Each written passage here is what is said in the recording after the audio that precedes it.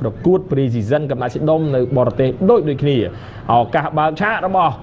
ព្រះខណ្ឌរាជស្វារៀងមិនបាត់កីឡាករចំណូលថ្មីមានដូចជាសៀងចន្ទធាសឿតបារាំងបាទចន្ទធាចន្ទកា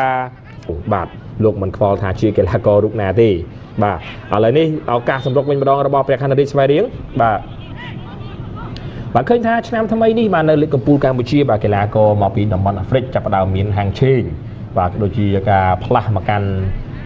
លីកតែនេះប្រព័ន្ធនៃរបស់លោកម៉ាក់ខងគីបាទគឺហាក់ដូចជាប្លែកបន្តិចបាទគណៈដែលតាកាឈីអូដាវរៈ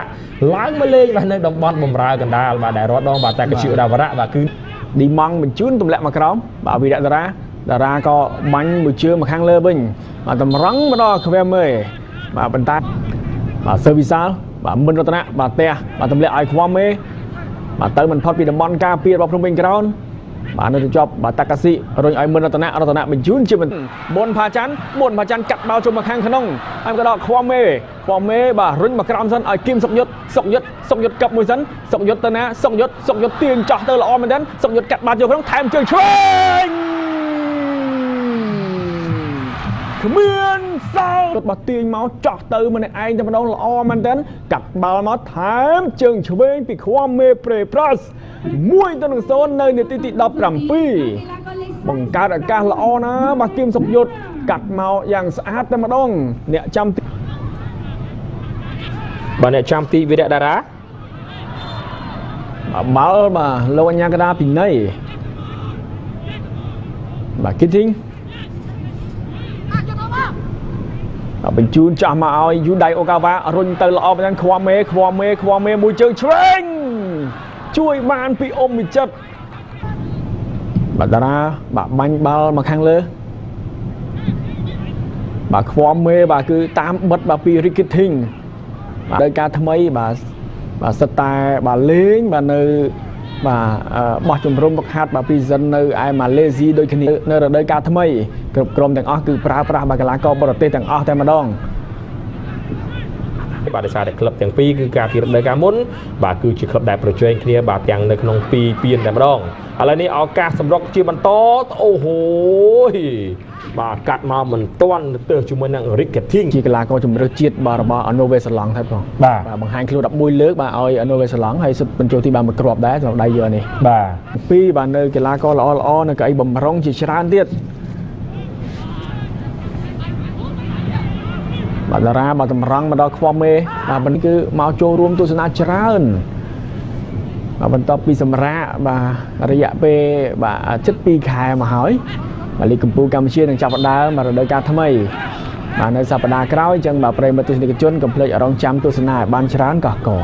ទស្សនាបាទតាមកញ្ចក់ទូរទស្សន៍បាទ BTV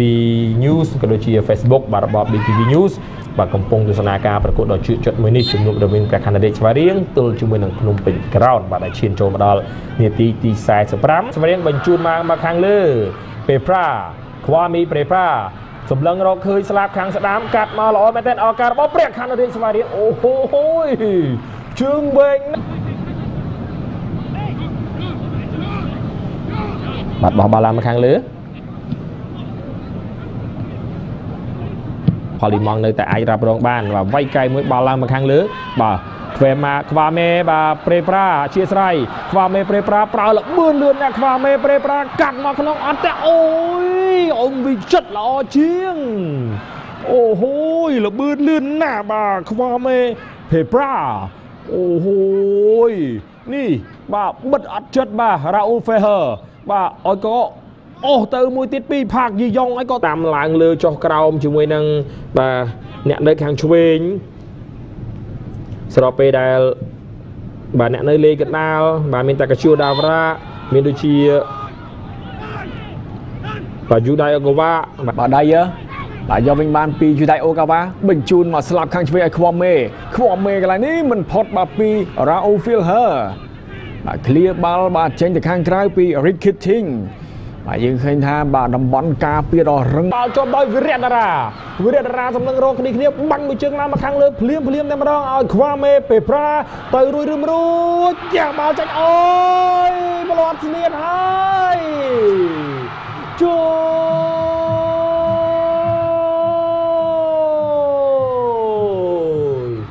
ល2 ទល់នឹង1ព្រះខ័នរាជស្វាយរៀងក៏បញ្ជូនមកល្អមែនតើ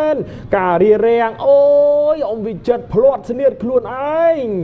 មកធ្វើឲ្យខ្វាមេពេប្រា